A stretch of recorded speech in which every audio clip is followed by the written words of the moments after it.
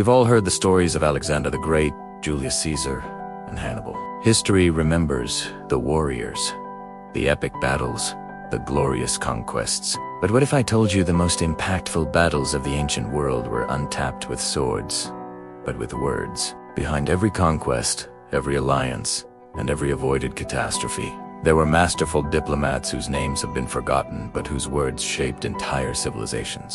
Today, we're going past the clash of armies to uncover the hidden negotiations, the subtle power plays, and the strategic alliances that truly built ancient empires. These are the untold stories of the unsung architects of history. Because empires weren't just built with swords, they were built with words. There's a pervasive myth about ancient history that it was all just constant warfare. That's what fills our textbooks and Hollywood movies.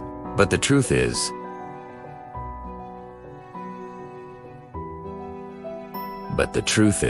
ancient civilizations spent far more time negotiating and maneuvering diplomatically than they did fighting. War was incredibly expensive, risky, and unpredictable. Smart leaders knew that the ultimate victory was winning without a fight. Think about our world today. How do we avoid global catastrophe? Not when armies are mobilized, but when diplomats negotiate. The Cuban Missile Crisis wasn't resolved by launching missiles. It was resolved through back-channel communications and compromise. Ancient leaders understood this just as well. What if the greatest victories weren't won on the battlefield, but in hushed chambers where envoys negotiated tributes, hostages, and alliances? Rome actually conquered more territory through client-state treaties than through military force. Alexander's empire held together longer because of strategic marriages, not just garrisons. A single diplomatic marriage could secure peace for generations. One well-crafted treaty could neutralize an enemy without losing a single soldier. This wasn't cowardice, it was strategic brilliance. Let's start at the beginning. In 1887, archaeologists in Egypt discovered something extraordinary: the Amarna letters. These were over 300 clay tablets, a treasure trove of diplomatic correspondence between ancient superpowers from around 1350 BCE. This wasn't just simple messaging. It was an intricate web of international relations spanning Egypt, Babylon, Assyria, the Hittites, and dozens of smaller kingdoms. Kings addressed each other as brother. They negotiated royal marriages, and they complained about late tribute payments. One Babylonian king even gripes that the Egyptian pharaoh sent him gold-plated wooden statues instead of solid gold. One's a serious diplomatic insult. This was 3,400 years ago, and they were conducting diplomacy that would look familiar to any modern foreign minister. Then, in 1259 BCE, something unprecedented happened. After decades of brutal warfare, the Hittite Empire in Egypt signed the world's first documented international peace treaty. Both sides had fought to exhaustion at the Battle of Kadesh, with no clear winner. So, they negotiated. The treaty established borders, mutual defense pacts, and even extradition agreements for fugitives. It was so sophisticated that modern diplomats recognize its principles. This wasn't a secret deal. It was a public commitment, and it held. Egypt and the Hittites never fought again. Behind these agreements were skilled diplomats whose names are lost to history, but we catch glimpses of their genius advisors who kept hostile kingdoms fighting each other instead of uniting against their own. Moving forward in time, diplomacy only became more crucial. Ancient Greece was a masterclass in alliance politics. Dozens of fiercely independent city-states were constantly forming and breaking alliances. The Peloponnesian League under Sparta, the Delian League under Athens, these were not just military pacts, but economic unions and collective security arrangements. A city-state like Thebes might ally with Sparta, then Athens, then Persia, all within a few decades. This required constant diplomatic engagement. When Themistocles convinced the Greek city-states to unite against Persia, that was a diplomatic triumph, equal to any military victory. And Rome turned diplomacy into an art form. Their famous divide and conquer strategy was primarily diplomatic. Instead of fighting a coalition of enemies, Rome would offer generous terms to some tribes. While crushing others, they'd grant citizenship to certain groups, making them stakeholders in Roman success. Their client-state system was brilliant. Rome didn't directly control all its territory. They created friends and allies of Rome who maintained local autonomy but provided troops and tribute. This gave Rome the benefits of an empire without all the costs of occupation. Roman diplomats were calculating they'd offer protection to weaker states, creating dependence, and then mediate disputes between them, making Rome indispensable. By the time Rome finally went to war, their diplomatic groundwork had often already isolated the enemy and secured allies. These ancient diplomats used surprisingly sophisticated tools. They had professional envoys who enjoyed diplomatic immunity. That concept existed thousands of years ago. These individuals were chosen for their rhetorical skills and their ability to read people and situations. They had extensive spy networks.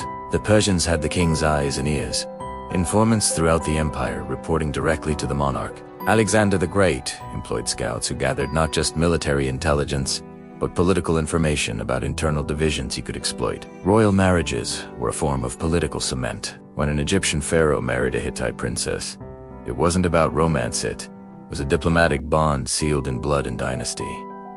Even hostages served a diplomatic function. Noble children from allied states would be educated at the imperial court, essentially guaranteeing their parents' loyalty while indoctrinating the next generation of leaders. These weren't primitive people stumbling through foreign relations. They were sophisticated political operators who understood power dynamics as well as any modern diplomat. But diplomacy didn't always succeed. Sometimes words failed, and the results were catastrophic. The Persian Wars began with a diplomatic breakdown. When Darius I sent envoys to Greek city-states demanding earth and water as symbols of submission, most complete. But Athens and Sparta, they killed the envoy. This was an unthinkable violation of diplomatic norms. Envoys were supposed to be untouchable. Killing them was a declaration that negotiation was impossible. The result, 2 massive Persian invasions, decades of warfare, and hundreds of thousands of deaths. The Punic Wars are another example. Rome and Carthage had coexisted, but as both expanded, their spheres of influence collided. A dispute over a city in Sicily was the trigger. Neither side would back down without appearing weak, and their diplomatic language became so rigid that compromise looked like defeat. The result was 3 wars, spanning over a century, ending with Carthage's complete destruction, perhaps history's most complete diplomatic failure. Often, these breakdowns came down to human flaws: pride, miscommunication, and broken oaths. When leaders violated treaties, they shattered the entire system of trust. The lesson is that diplomacy requires not just skill but wisdom, patience, and the humility to accept less than total victory. So, what can ancient diplomacy teach us today? More than you might think. The fundamental principles haven't changed. The balance of power, collective security, and credible commitments. When the UN mediates disputes, they're using techniques that Greek city-states pioneered. Today's geopolitical challenges echo ancient dilemmas. NATO is essentially a modern version of the Delian League. China's Belt and Road Initiative mirrors Roman client-state networks, creating economic dependencies that translate to political influence. Every time modern diplomats negotiate agreements that prevent wider conflict, they're drawing on thousands of years of accumulated diplomatic wisdom. Here is the real lesson from ancient history. The empires that lasted the longest weren't those with the biggest armies, but those with the most sophisticated diplomatic systems. Rome endured for centuries because of its diplomatic flexibility. The Persian Empire's tolerance for diversity kept it stable. Meanwhile, empires that relied primarily on military force, like the Assyrians, tended to collapse rapidly once their power faltered, leaving behind only enemies waiting for revenge. Military power without diplomatic sophistication is brittle. It might dominate for a time, but it doesn't endure. Beyond the battles and the famous generals, there were thousands of diplomatic negotiations that truly shaped the ancient world. Envoys who traveled dangerous roads to speak words that prevented wars. Treaties that established peace for generations. These shadow architects of power aren't remembered like warriors. There are no monuments to the diplomat who prevented a war.